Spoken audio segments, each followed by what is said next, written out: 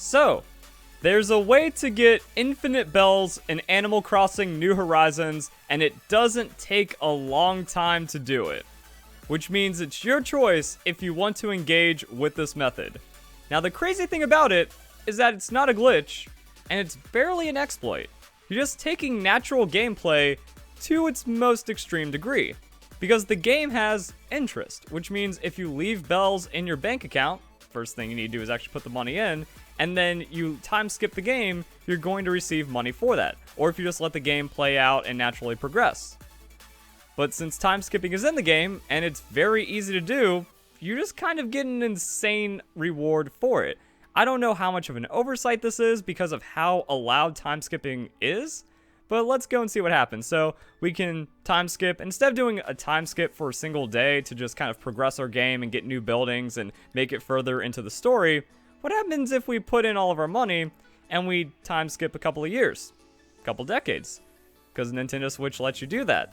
And this is where it also starts to get like pretty weird because, so you can go all the way and then Nintendo Switch caps out at 2060, which is kind of insane. But you can also go as far back as the year 2000. So you can start the Nintendo Switch time before it came out, and then you can only take it ahead to 2060. So let's go and do that. Then we can quit out of our game, go back into our game, and then it's just going to be a brand new time, and we're going to have a ridiculous amount of money. You know what? Isabel's looking pretty good to be 40 years older, and the announcement was just pretty straightforward. I've got that bed head going on. Yeah, I slept for a pretty long time.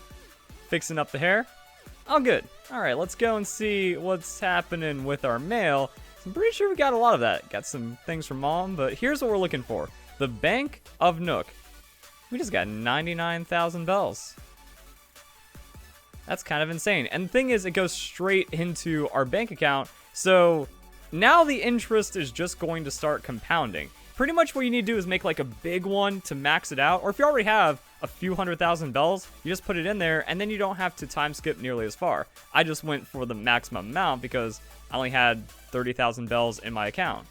And there it is. But that's the weird thing about the exploit. There's a lot of different ways of going about doing it. That what you can do is just take your game in its current state, dump all of your money in, skip to the maximum amount, get that 99,000 bells, and then you're going to be good to go. But also what you can do is just time skip it down to 2,000. So let's go and do that. Let's turn our clock all the way back, and then we can increment it up. Because the only limitation to this is the maximum amount of interest is going to be the 99,000 bells that we ended up getting. So if we can make it to where we already have several 100,000 bells in the bank, we can only time skip, a few years at a time instead of doing a few decades at a time. So you do the big one, you max it out depending on where you're currently at, and then go all the way back down.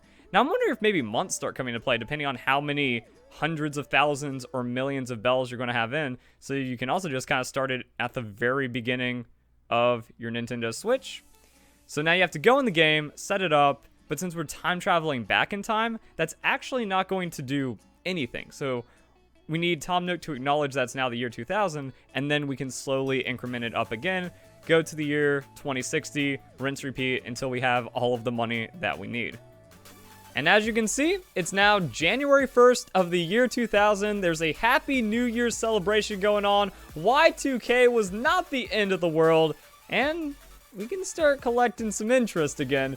Now, the biggest thing at this time is we don't fully understand the penalties of time skipping in Animal Crossing New Horizons. Like, I just skipped ahead 40 years and I still have all of my villagers, so I don't know how many times you have to skip or how the skips are handled by the game yet. So as more information comes out, there might be better strategies about it. But with this, everyone's kind of gathered around, so I'll talk to them and then they'll still be happy with me, and hopefully they won't leave my village, but maybe we'll skip ahead and see how it goes. However, I went from the year 2020 to 2040, and I don't have weeds everywhere. I did get the bedhead, so yeah, things are just kind of weird, and the penalties seem pretty mild.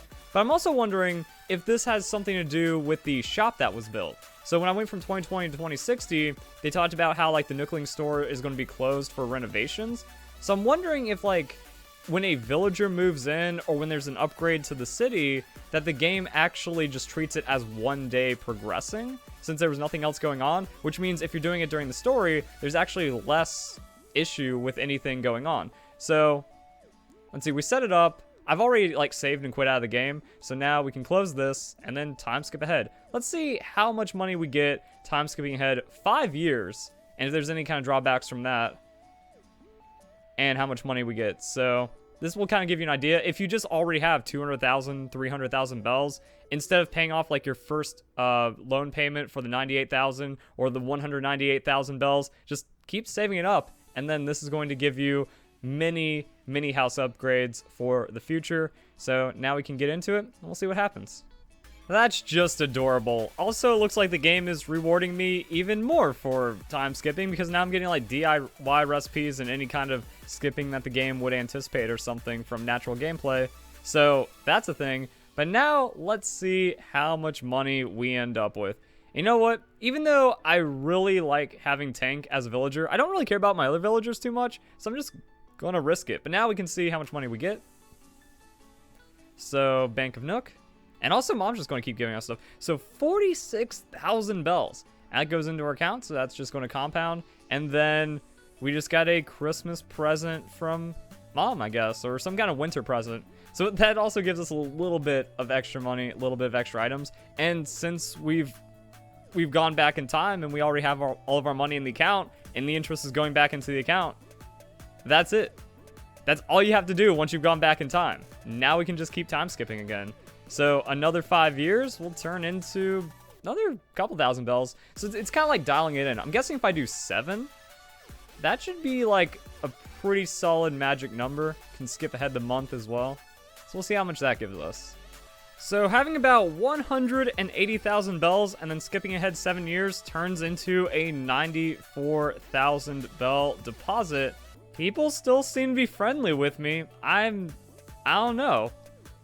I don't know what's going on with this one, because it doesn't really seem like the penalties are even as bad as other Animal Crossing games for neglecting the game for a while or doing a very large time skip. And another thing that might be interesting is if you go and check out these trees. So you can plant money in the trees, and then the money trees are going to grow, and if you skip ahead years, the money trees will be fully grown. So I'm going to see how that spices things up a little bit. Alright, skipped ahead 5 years. That's another 90,000 bells. Let's go and see the status of our little money tree. There you are. Alright, that's already grown. So, I mean, it just makes sense. It's taking its course. So that's 10,000 bells, which does... I put down 15,000 just to kind of test what the maximum is. And the maximum is going to be 10,000. I've heard conflicting results. That's like 10, 20, 25, 30,000 or anything like that. So yeah, it's one of those things where like if you're time skipping, it's going to be faster. But remember, the maximum amount that you can get is 999,000, or at least effectively 100,000. This adds another 20,000 to that. And then you can go and drop that into your deposit, which will then give you the exponential returns and cause you to time skip a little less. I feel like that you really only need to just do one big pass from the year 2000 to the year 2060 and maybe restart it again if you really just want to have millions and millions of dollars inside the game. So that's going to give me my first visitor to the campsite. That's just a little bit of extra interesting added onto this. So between like all the animations and the resetting, if you do it pretty optimally, it takes about 2 minutes to claim 100,000 bells when you get this going. This is just going to be my last one for now, and I want to have like closing statements about what this means for the game. So that's our money. It's already in. We can save and end if we wanted to. But yeah, like I said, I don't see any massive drawbacks or anything like that. Look at that. We got another money tree even. So we could get that stuff. Maybe that's the thing. Just like take a quick look around. If there's a close money tree, it's only going to increase the amount of bells that you get per minute or hour or whatever efficiency. And that's only like one little cockroach. So I think you step on it, is dead. Oh my god, there's even like a little cockroach ghost. I wonder if that means there's other cockroaches elsewhere in my house. Because I thought you get like a little message that says, yay, you cleared out all the cockroaches. So yeah, there we go. That seems to be about as bad as it gets. So I think the biggest thing about this is if you think you might want to do it, to make the decision early, because that way there's just like less risk of anything going wrong, you know, potentially less weeds to pull, less issues with villagers or anything like that. That the negative effects are going to stack up at some point, but if you're doing it, like if you're already going to be tearing down the island and rebuilding it and then building up your perfect village or anything, you might as well do that, and then it'll pretty much be the same, except you'll have millions of bells in the bank. And because of that, I don't think this actually ruins the game. I was thinking when you have like such a good exploit for so much money that it's going to harm the integrity of the game, but I don't think so, because Nook Miles are also very important. If anything, being like creative mode in Minecraft effectively with the millions of bells enhances the experience for some people. Because what this means is you can pay off all of your house debt as many times as you want really quickly, so now you're going to have the best possible house. And then when you make it to the point that you're upgrading your town, you're moving houses around, because it costs money to move houses, it costs money to move buildings. So you actually don't have to do the little bits of grinding to then perfect how you want your island to look.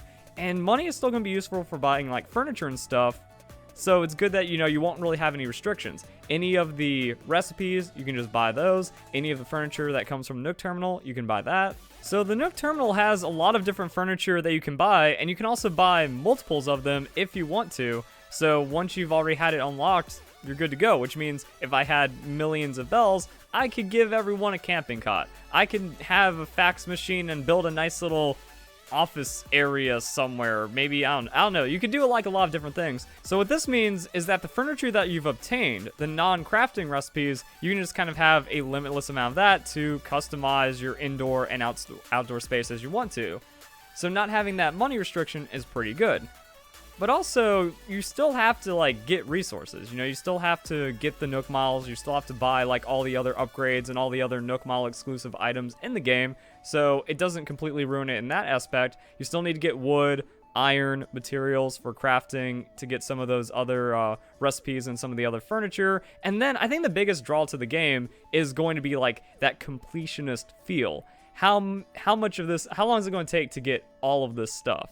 You know, I have to buy hundreds, thousands of items. I have to catch pick thousands of weeds and stuff. So you can't buy this with money. You still have to go out and explore. You still have to go out and manually complete the museum. You still have to do a lot of things manually.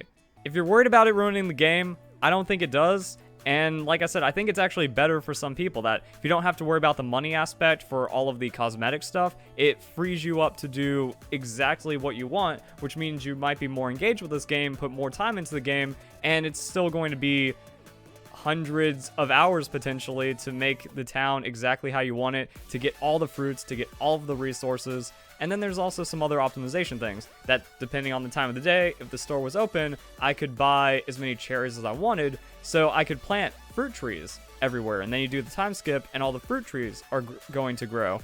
So anything that's going to be affected by time, if you plan ahead with that, it actually makes the time skipping better while you're also getting insane amounts of money while doing it. So there we go, guys. That is the absolutely insane time skip in Animal Crossing New Horizons. It's one of those things where the developers had to have known this would be the outcome. They put in the interest rate, and they made it to where there's pretty much very little penalty to time skipping, and you can just kind of time skip however you want, whenever you want. You know, there's games like Pokemon and Yokai Watch. If you time skip, it times you out of events. They could have timed you out of interest for manually time skipping.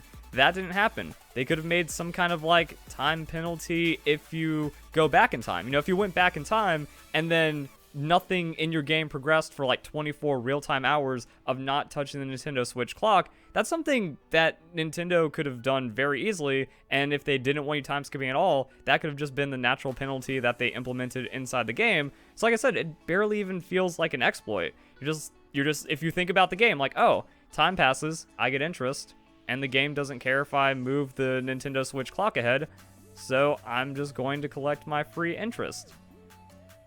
It's silly, it's weird, that's just what happens inside this game, and fortunately, it doesn't break the game. So, hope you guys enjoy the video, hope you all have a nice day, thank you very much for watching.